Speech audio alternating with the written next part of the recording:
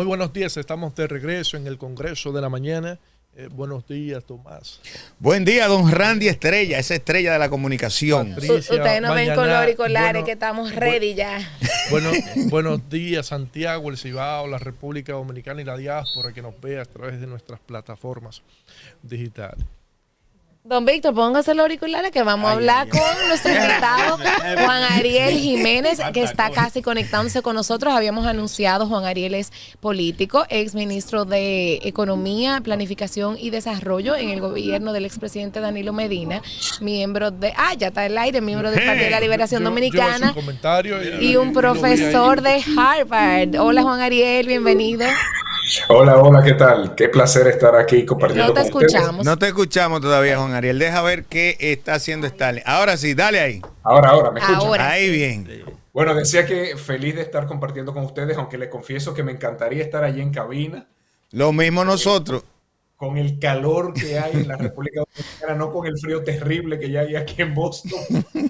Bueno, yo quisiera estar donde tú por el clima, pero sí te queremos aquí un día. Tú tienes ese compromiso con nosotros. Yo lo sé, de verdad que sí. Juan Ariel, te volviste tendencia. Siempre lo que dices, lo que escribes es tendencia, porque la verdad es que un político y un profesional como tú tiene peso en República Dominicana, independientemente de afinidades partidarias, pero colaste un café.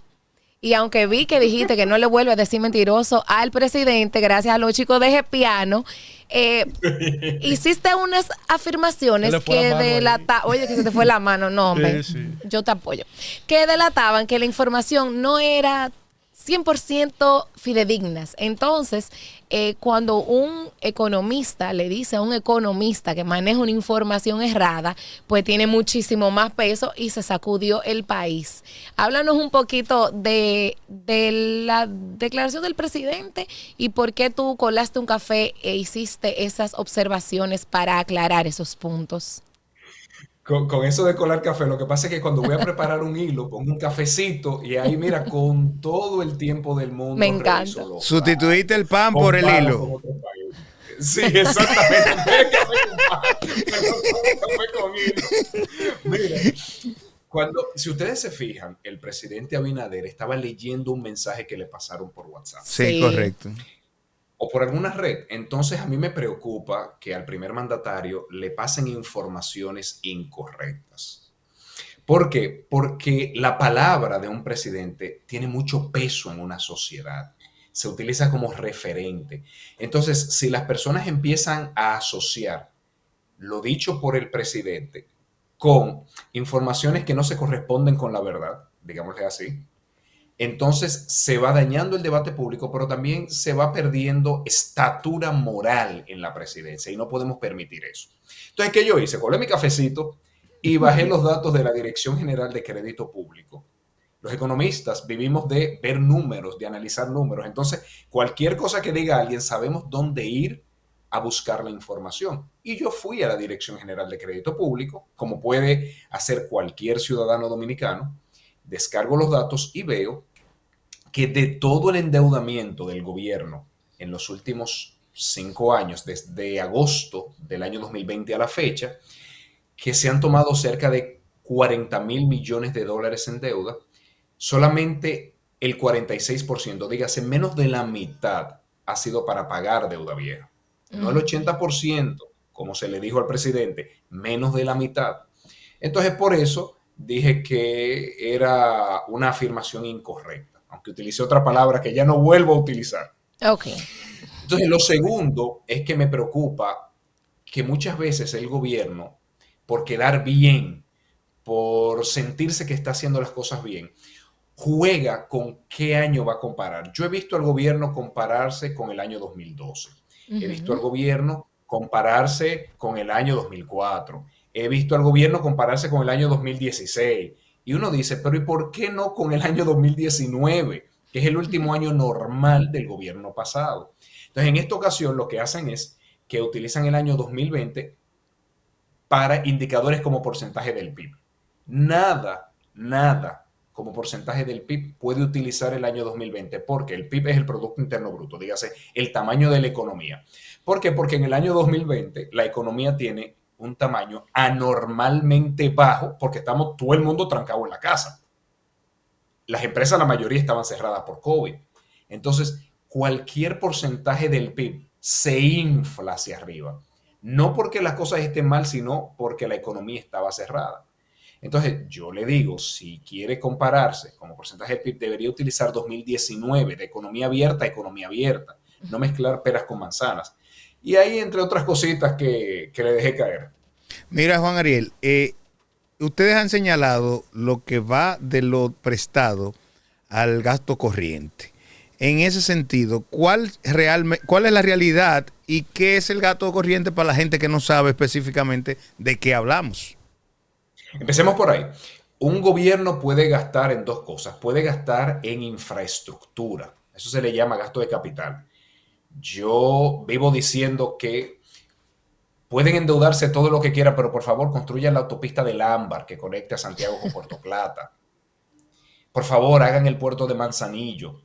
Y les juro que no voy a criticar esa deuda. Eso es gasto de capital.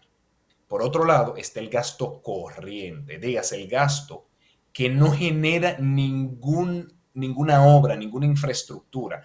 Ahí está la nómina, los subsidios, las ayudas, las pensiones, las transferencias. Entonces, la deuda debería utilizarse exclusivamente para crear infraestructura. ¿Por qué?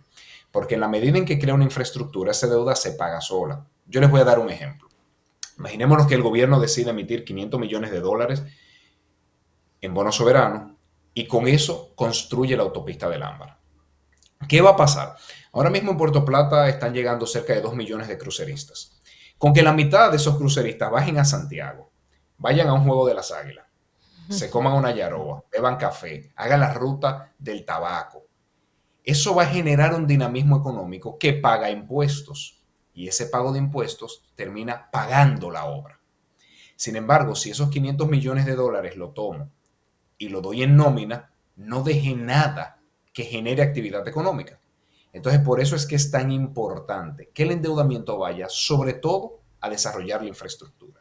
Y lo que hemos visto en este gobierno, por primera vez en la historia, o al menos en la historia democrática desde Trujillo a la fecha, es que se está tomando dinero prestado para pagar gasto corriente. Algo que ni hace sentido económico, pero además está prohibido por la ley de crédito público. Entonces, un gobierno que se ufana del cumplimiento de la ley, que no es verdad, pero ya hablaremos de eso, no puede tener una violación sistemática a la ley de crédito público. Juan Ariel, pero lo que nosotros hemos observado es que el incremento del gasto corriente en la República Dominicana no se ha dado necesariamente ni por elevar la nómina ni elevar los subsidios, sino que está ligada al tema del pago de los intereses de la deuda pública. Entonces, en este caso, acusar al gobierno de manera directa de que está haciendo un mal uso de los recursos públicos por el incremento del gasto corriente, yo creo que es un poco injusto cuando precisamente estamos a 3 años de que salimos del tema del COVID-19, donde el gobierno dominicano, iniciando por el gobierno de Danilo Medina, luego el de Luis Abinader, tuvieron que incurrir en una ola de préstamos para hacer frente a esa situación, y lo que mencionabas hace un rato, la paralización de la economía, y para reactivar esa economía fue a base de préstamos también. Ok, varias cosas. Lo primero es que por COVID solamente se tomaron prestados en este gobierno $2.300 millones, $1.800 millones para programas de ayudas sociales y cerca de $500 millones para insumos de salud, incluyendo las vacunas. Y eso no lo digo yo, eso lo dice la Dirección General de Presupuesto, DGPRES, lo tiene expresado, el gasto relacionado al COVID. Entonces, este gobierno ha aumentado la deuda en 24.000 millones, ni el 10% de eso lo ha utilizado en el COVID. Entonces, no podemos asociarlo al COVID, sería lo primero. Lo segundo es que el gasto corriente ha subido en todos los componentes. Yo te voy a dar un ejemplo. Pago de nómina ha subido cerca de 130.000 millones de pesos. Subsidio eléctrico ha subido cerca de 100.000 millones de pesos. Pensiones ha subido cerca de 40.000 millones de pesos. Ya vamos por 300.000 millones de pesos ahí. Ya eso es 2 veces la reforma. Entonces, por eso es que digo que me preocupa este exorbitante aumento del gasto corriente. Estaría de acuerdo contigo, sí, que el gasto corriente que más ha aumentado es el pago de intereses, pero claro, es que en este gobierno has tenido 24.000 millones de dólares de aumento de deuda, innecesariamente, por cierto, en muchos casos para guardarlo en el banco de reserva. Entonces, se ha tenido un manejo económico deficiente, diría yo. Sí, no para no usar una palabra y después que te digan que la cambies. No, es que no he tomado café hoy, por eso es que suavecito. Con un cafecito. Don Víctor te tiene una pregunta y después yo quiero pasar al tema de las violaciones de la ley de presupuesto. Don Víctor. Juan Ariel, saludo. Don Víctor, ¿cómo está? Firme. Como debe ser. Sí. Juan Ariel, hay un tema, como decía don Tomás de la Rosa hace un momento, hay que explicársela a la gente que no entiende, y máxime cuando son temas económicos, que incluso muchos periodistas, yo diría que la mayoría ni entiende siquiera. Sí, es cierto. Y eso hay que entenderlo. En estos días, la Reserva Federal de los Estados Unidos, entiéndase el Banco Central, para que la gente tenga una idea, dispuso una rebaja de la tasa de interés en 0.25%. Algo que ocurrió casi similar aquí en el país, en el Banco Central lo anunció. ¿Para qué ha servido eso y dónde está la manifestación, el resultado de eso y qué se espera? ¿Qué está pasando en Estados Unidos? La inflación todavía está por encima de lo que el Banco Central acá, que se le llama Reserva Federal, entiende como correcto. Aquí la inflación está en 3%. La Reserva Federal le gustaría que la inflación esté en 2%. Pero la Reserva Federal tiene otro mandato y es también promover la actividad económica. Entonces, los datos del mercado laboral en los últimos meses muestran que la economía está un poco paralizada.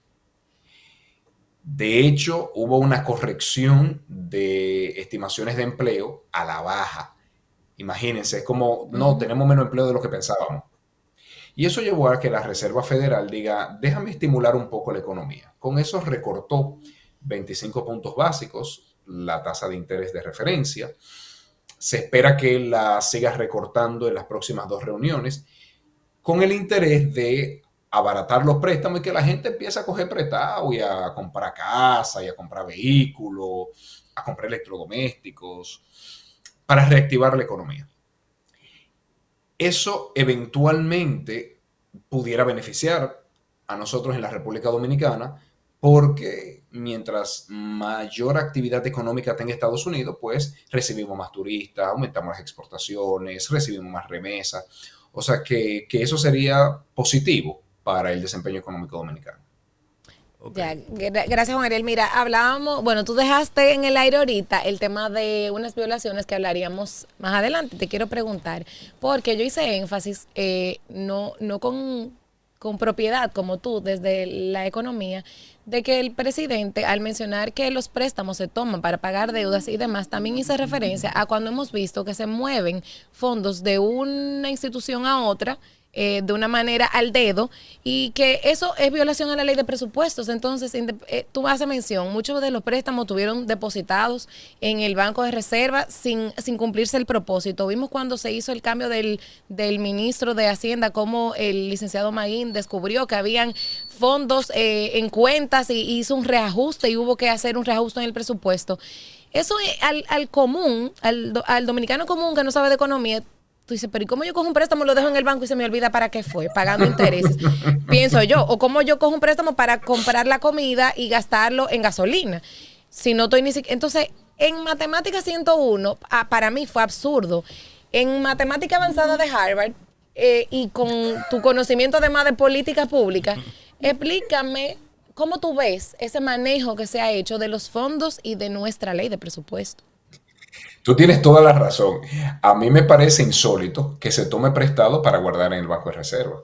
O sea, imagínense que uno de nosotros tome $1 millón prestado ¿qué va a hacer con ese $1.000.000? Si va a poner un negocio, caramba, qué bien, porque ese negocio hasta se paga solo. Si es para comprar una vivienda, bueno, pues chévere, porque va a dejar de pagar alquiler. Ahora, sería problemático que uno de nosotros se endeude para ponerlo en el banco y salir a decir, miren mi internet banking, yo tengo $1.000.000 en la cuenta de ahorro. Pero señor, usted también lo tiene en deuda. Lo que es peor, lo que tiene que pagar de tasa de interés para la deuda es mucho mayor de lo que le pagan en la cuenta de ahorro. Nada rentable. ¿Qué ha pasado con eso? Este gobierno, sobre todo al inicio, emitió muchísima deuda de golpe y porrazo. Lo puso en el Banco de Reserva y como que se olvidó de eso. Y cada año hemos ido pagando intereses, sin que ese dinero haya entrado a la economía a hacer algo. Con lo cual, el pueblo dominicano está pagando en impuestos el mal cálculo del gobierno de endeudarse sin necesidad. Eso es lo primero. Lo segundo, ¿qué mal haría uno de nosotros si coge $1.000.000 prestado para irse de fiesta? Para irse de viaje. Para hacer algo que le divierte, pero no construye nada. Y eso es lo que ha hecho este gobierno. Al aumentar tanto el gasto corriente, ha tenido que utilizar parte de ese dinero prestado para el gasto corriente. Insisto, para nómina, para subsidios, para transferencia, para pensiones. Entonces, con eso, básicamente le está diciendo a las nuevas generaciones, en el futuro paguen más impuestos porque tienen que pagar los platos rotos del desmadre que yo hice. Ahí quiero intervenir. Ahí quiero intervenir, Juan Ariel. ¿Hasta dónde aguanta nuestra economía el retraso en la reforma fiscal? Que evidentemente no aguanta un día más, pero que nadie se atreve a tocar el tema por el costo político. ¿Qué tú visualizas en relación a eso? ¿Cuándo se estará compelida ya totalmente la economía para que eso proceda? Tú sabes que yo no comparto esa visión de que es urgente una reforma y que no aguanta más sin hacer la reforma. Yo no lo veo así. O sea, no. ¿Cómo lo ves tú? No, para nada. Es que es como ahí viene el cuco. Pero ¿cuál es el cuco? Que no lo veo. ¿Tú lo ves más en pro de ajustes? Pero tenemos una presión fiscal de menos de un 15%, cuando la media en América Latina es de un 22%. Entonces nuestros competidores están teniendo más ingresos de lo que producen que la República Dominicana. Y a mediano y largo plazo eso podría retrasar nuestro desarrollo. Como Jack el Destripador. Sí, vamos como Jack el Destripador. Cuando se compara con el promedio de América Latina, tenemos que tener cuidado porque en muchos países de América Latina el sistema de pensiones es público, con lo cual ese ingreso que hablas de 22% tiene también la cotización de las pensiones, que en República Dominicana, como en otros países, es privado. Entonces, la comparación no es justa. Eso es lo primero. Lo segundo es que a mí no me queda claro que vayamos a mejorar como país aumentando el tamaño del gobierno. Yo te voy a dar un ejemplo. Se ha aumentado el gasto en salud en los últimos años. Tenemos mayor mortalidad materna, tenemos mayor mortalidad neonatal, tenemos menor tasa de vacunación. Entonces, esta idea de que necesitamos un gobierno grande para que haga más cosas, yo no la comparto. Yo a veces creo que necesitamos un gobierno más pequeño, que haga menos cosas, pero que eso que haga permita que la actividad económica tenga un dinamismo para que cada quien, con sus propios recursos, pueda, digamos que, valerse por sí mismo. Es una visión distinta a los que opinan que hagamos el gobierno lo más grande posible para que ese gobierno me dé de todo. No, yo no creo que el gobierno deba dar cosas. Yo creo que el gobierno debe asegurar la seguridad, sobre todo, debe establecer reglas claras, debe proveer infraestructura y debe proveer buenos servicios públicos. Pero ya tener un gobierno, como estamos viendo ahora mismo, que hasta está construyendo hoteles en Pedernales, lo cual yo no encuentro que tiene sentido. Los hoteles normalmente los construye el sector privado, no el gobierno. Entonces, a mí no me queda claro. Y tenemos experiencia en que ha fracasado el tema de hoteles públicos.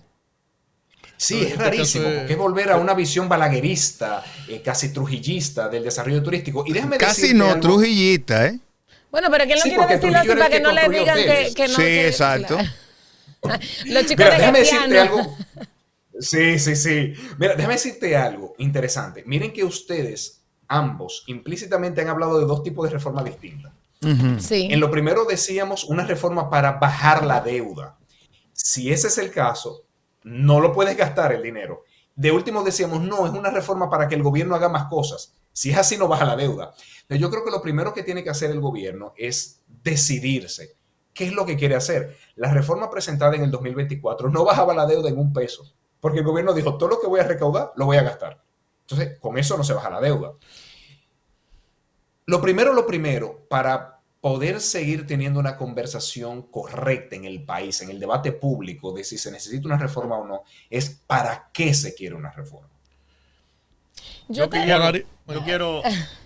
quiero intervenir. Yo quiero una última pregunta, pero por último. Concluyan todos. Aquí estamos matándonos por ti, Juan Ariel. Tú tienes que venir a hacer un programa especial. Nos vamos a fajar aquí. Eso es verdad. Invítenme. Con un buen cafecito. Exactamente.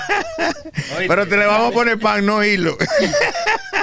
Bueno. Dele, don Víctor, dele. Mira, yo quiero aprovechar la presencia de Juan Ariel Jiménez, una persona que además de un buen economista, es un buen político. Y como buen político, tiene informaciones incluso que uno no tiene. Eso es así. Sí, claro que sí, eso se cae de la mata. Yo quisiera saber, Juan Ariel, el caso Senasa. El caso Senasa, que sé que usted lo conoce. Mire cómo se va para atrás. Es el caso más sonoro ahora mismo aquí. Y yo quiero hablar de capitalización para mantenerme en el ámbito de lo que es la economía, ¿verdad que sí? Y se habla de Cizarril y la movilidad, la posible movilidad de unos fondos para capitalizar Senasa. ¿Qué hay de eso? Que también es ilegal, por cierto. Pero vamos a ver. Senasa. Lo primero es que Senasa es una empresa pública.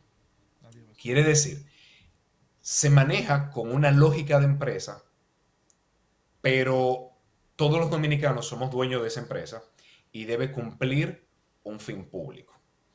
Senasa, por diversas razones, acumuló un déficit de más de 20,000 millones de pesos posiblemente. Eso quiere decir que se disparó el gasto de una forma irresponsable y eso llevó a que Senasa, como dice la gente, quebrara. Ahora, ¿cuál es el problema de eso? Que lo vamos a terminar pagando todos nosotros con impuestos, porque al ser una empresa pública, cualquier déficit tiene que ser pagado por impuestos. Lo mismo que pasa en el sector eléctrico. Entonces nos van a cobrar a nosotros más ITEVI, más selectivo, más IPI, más impuestos sobre la renta para pagar ese problema de Senasa. Yo no voy a hablar de desfalco porque ahí debo ser prudente y esperar que haya una investigación del Ministerio Público y que un juez decida qué hubo, qué no hubo. Ahora, lo que sí hay es un déficit, que ya la auditoría dirá de cuánto es ese déficit. También me preocupa de Senasa que se despilfarró el dinero sin que tenga ningún resultado en cuanto a mejora de la salud. ¿Por qué? Porque ha aumentado la mortalidad materna, ha aumentado la mortalidad neonatal, ha disminuido la tasa de vacunación. Entonces uno dice, wow, se gastó un dinero que ni siquiera dio resultado. Entonces, bueno, el gobierno ahora mismo va a buscar diversos fondos para tapar ese hoyo. Empezó sacando dinero del IDOPRIL, dígase del Instituto Dominicano de Prevención de Riesgos Laborales, que por cierto es ilegal, no se puede hacer. Pero sabemos que el cumplimiento de la ley no es quizás el mayor fuerte de este gobierno. Entonces, con eso violó la ley de seguridad social, todo lo demás, pero no pasa nada. Y eventualmente lo va a poner en el presupuesto, con lo cual simplemente nos lo va a cobrar a nosotros en impuestos. Ese es el resultado del déficit de Senasa. Juan Ariel, tú además de un gran técnico, como decía Mañana, también eres un político y tienes una responsabilidad política. El Partido de la Liberación Dominicana en el proceso anterior, en las municipales sacó un 24% y en las congresuales, tanto la diputación como lo senatorial saca un 19-18%. Sin embargo, en las presidenciales saca un 10%. La causa de esto es que del otro lado estaba Leonel Fernández, quien es una figura que se ha puesto por encima incluso de su organización política y absorbió parte importante de los PLDistas. El PLD sigue o encima de la Fuerza del Pueblo en las encuestas o muy cerca de la Fuerza del Pueblo. Sin embargo, cuando miden figuras políticas, nos damos cuenta que Leonel aparece muy por encima de las figuras del Partido de la Liberación Dominicana. Y yo soy de los que pienso particularmente que en el PLD solamente hay una figura con el perfil ideal para la coyuntura actual que pueda enfrentar esa debilidad que tiene el Partido de la Liberación Dominicana frente a Leonel Fernández, y esa figura yo pienso que es Juan Ariel Jiménez. Me adhiero. Y yo Gracias quiero preguntarte si vas a asumir la responsabilidad histórica con tu partido político de aspirar a la presidencia. Mira, primero que nada, gracias por la valoración. De verdad que es un compromiso, tal como dices, cuando las personas empiezan a ver a uno con la capacidad de contribuir al desarrollo económico, de liderar una nueva etapa en la historia de la República Dominicana, pues uno más que asumirlo con ego, lo asume con responsabilidad. Yo creo que estamos a 3 años de las elecciones. Estoy consciente de que el PLD tiene muchas figuras con un gran talento, mucha preparación, mucha experiencia, y que en el proceso cualquiera de ellos, y lo digo porque tengo que ser generoso con mis compañeros también y no pensar que yo soy la última Coca-Cola del desierto. Yo creo que a la política le hace falta mucha humildad y yo quisiera, digamos, contribuir a eso. Entonces yo creo que en el partido hay mucha gente buena. Tú mencionabas a nuestro ex candidato Abel Martínez. Creo que la obra que hizo en Santiago es indiscutible. Y si eso fue en Santiago, imagínense en el resto del país. Creo que hay un Gonzalo Castillo también que llenó al país de obras y puede llevar a la República Dominicana que nuevamente tenga buenas obras. Creo que también un Francisco Domínguez Brito, respetadísimo por todo el mundo, incluso en los Estados Unidos, lo respeta muchísimo, muy querido. Margarita Cedeño, en fin, te estoy dando solamente algunos nombres para, digamos, para ver que en la organización es mucho lo que hay.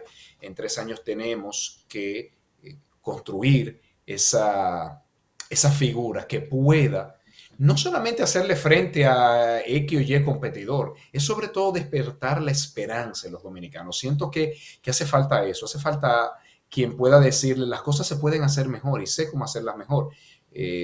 Ojalá Dios me permita a mí bendecir a mi país desde el lugar que Dios entienda que yo debo ocupar. Pero yo feliz, ¿eh? O sea, si tú me avisas, ponemos un puesto de campaña. Me animas la esperanza con esa declaración. Leyendo entre líneas. Sabes que yo estoy aquí, ¿verdad? Que podemos hacer una alianza estratégica. Pero la política... Esa alianza ya está hecha y tú lo sabes. Bueno, pues está bien, perfecto. Qué bueno que tú estás claro. Las figuras que mencionaste, yo pienso lo mismo que tú. Tienen gran relevancia. Sin embargo, la política es muy de coyuntura. Y la coyuntura actual del Partido de la Liberación Dominicana amerita un perfil como el de Juan Ariel Jiménez. Y no lo estoy diciendo por decirlo. Fue fruto de una conclusión a la que llegué luego de un análisis muy exhaustivo. Y un ejemplo de eso es que con el tema económico que se dio a partir de lo de la semanal, Juan Ariel Jiménez solamente hizo hacer un tuit y se convierte en tendencia y se convierte en el antagonista del presidente de la República. Ni siquiera Leonel Fernández ni la otra figura de esa organización política que es su hijo pudieron lograr eso, y dentro del PLD tampoco nadie pudo lograrlo. Y ha pasado en varias ocasiones, lo cual es un indicador claro que tú podrías encarnar ese liderazgo del Partido de la Liberación Dominicana en esta coyuntura actual. Eso es cierto, y por cierto, te adelanto, y espera el round 2, que el round 2 viene mejor que el round 1. Tú ves, próximo lunes Juan Ariel tiene compromiso. Sí, y nosotros también. Finalmente, ya cerrando la entrevista, mencionaste a Magín. ¿Qué crees que pueda pasar con la economía en lo que proyecta Magín? Menos de un 5%. Pero pudiéramos ver algunas mejoras el año próximo, ya que Magín tiene mayor experiencia que quienes han estado ahí, y lo que tú has señalado también dentro de la entrevista, que aparentemente hay muchas cosas que no se tomaron en cuenta al momento de hacer tantas deudas. Varias cosas. Yo creo que Magín tiene claro que debemos fortalecer la inversión pública, de que no podemos tener un descontrol en el gasto corriente, que eso no es productivo. Él lo ha dicho en el pasado, lo sigue diciendo muy responsablemente a pesar de su posición, de su cargo. Entonces, yo creo que sí, yo creo que entre eso y que la economía de Estados Unidos mejore un poquito el año que viene, nosotros vamos a tener un mejor dinamismo, no muy alto, por cierto. Este año vamos a terminar cerca de 2.5, por cierto, el segundo peor de América Latina, solamente por encima de México. Eso es preocupante. Pasamos de ser el país de mayor dinamismo económico a ser de los países de menor dinamismo económico. Y eso no se debe dar. Y el año que viene estaremos cerca de 3.5, 4, que tampoco es muchísimo. La República Dominicana, nosotros tenemos capacidad de crecer al 6, al 7%. Entonces yo creo que la llegada de Magín sí que va a ayudar, porque Magín lo tiene claro, que para que la economía esté bien hay que construir por tu parte. Excelente. Bueno, pues entonces con un mensaje esperanzador vamos a despedirte por hoy con el compromiso de que tú tienes que venir porque nosotros aquí nos estamos matando por ti. Gracias. Feli, guárdeme un cafecito, acuérdate. Aprobado, con pan y también con el hilo. Juan Ariel, gracias por este tiempo que para nosotros, sabiendo tu agenda, es valioso porque sacas de tu espacio para continuar con ese compromiso que tienes para el país. Te esperamos pronto y te damos seguimiento. Un fuerte abrazo. Bye. Nosotros vamos entonces a una pausa después de esta conversación tan interesante con Juan Ariel Jiménez. No se muevan que todavía nos queda mucho para hablar.